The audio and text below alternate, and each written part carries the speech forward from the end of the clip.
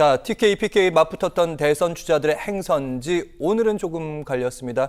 이재명 후보는 이제 호남으로 갔고요. 김문수, 이준석 후보는 서울에 집중이 됐는데 박장원 교수님께 질문 드리겠습니다. 각자의 요새 일정을 어떻게 좀 해석을 해야 됩니까? 이재명 후보로서는 영남에 가서 판을 흔들고 왔다 이런 얘기를 할 수 있는 상황이 됐어요.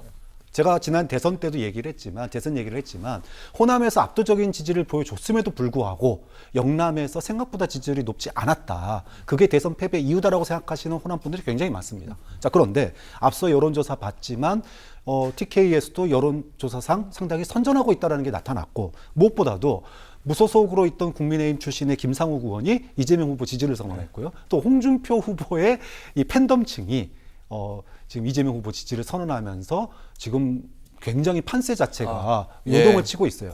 보수 쪽들이 넘어오고 있다. 그렇죠. 이런 성과를 가지고 호남에 가가지고 내가 이렇게 영남의 판을 흔들고 왔습니다. 그러니 호남에서도 나를 적극적으로 좀 밀어주십시오라고 할 얘기가 있는 거예요. 아마 그 얘기가 호남에서 굉장히 많이 회자가 될 겁니다.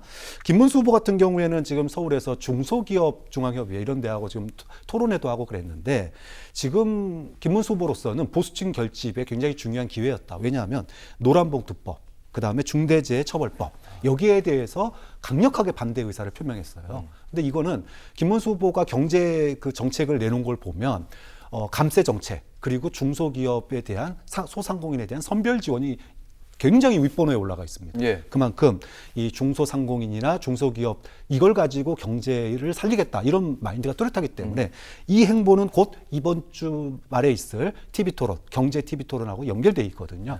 그런 점에서 얼마나 가가지고 현장의 목소리를 잘 듣고 이걸 통해서 경제 위기를 돌파하는지를 능력을 보여줄 수 있는 기회다 이렇게 볼 수 있고요. 이준석 후보는 교대를 방문했어요. 서울 교대를 방문했는데 그동안에도 사실은 교권 추락에 대해서 이준석 후보가 강경하게 입장을 내왔었거든요. 그러니까 본인의 장점을 살릴 수 있는 그런 곳을 포인트로 방문했다. 이렇게 평가할 수 있을 것 같습니다. 네, 1분 정도 시간이 남았는데 마지막 질문은 김대현 평론가께 드리겠습니다. 오늘 요새 일정보다는 주말 요새가 벌써 주목됩니다. 5.18 민주화운동 기념식이 있습니다. 김대현 평론가님, 예측을 좀 하신다면. 일단 국민의힘 김문수 후보가 주목을 받게 될 겁니다. 과연 어떠한 자세와 어떠한 메시지를 낼지에 대해서 관심이 가는데 중요한 거는 5.18 기념식에 참석한다라고 한다면 적어도 계엄에 대한 트라우마를 가지고 있는 광주 시민들에게 그 장소를 방문하기에 앞서서 지난 12.3 계엄에 대한 일단락, 정리, 그러니까 윤석열 전 대통령에 대한 적어도 출당 조치에 대해서는 매듭을 지어야지만 그 진정성을 가지고 정말로 5.18 정신에 대해서 이야기할 수 있고 거기에 대한 기념식에 참석하는 의미를 더 부각시킬 수 있을 텐데 그것이 이루어지지 않고 간다면 그러면 일단 광주 시민들 입장에서는 그렇게 방문하는 김문수 후보에 대해서 결코 환호하기 좀 어려울 겁니다. 자, 그리고 이재명 후보는 지금 선거 전략이 뭐냐면 적어도 지난 대선 때 박근혜 후보가 얻었던 51%의 압도적 승리를 가져가겠다는 겁니다. 그렇다고 그렇게 본다 그러면 지금 김문수 후보 입장에서 보면 단일화라든가 새로운 변수를 만들려고 하는 지속적인 노력이 없이는 이 판을 지금 흔들 수 없는 겁니다.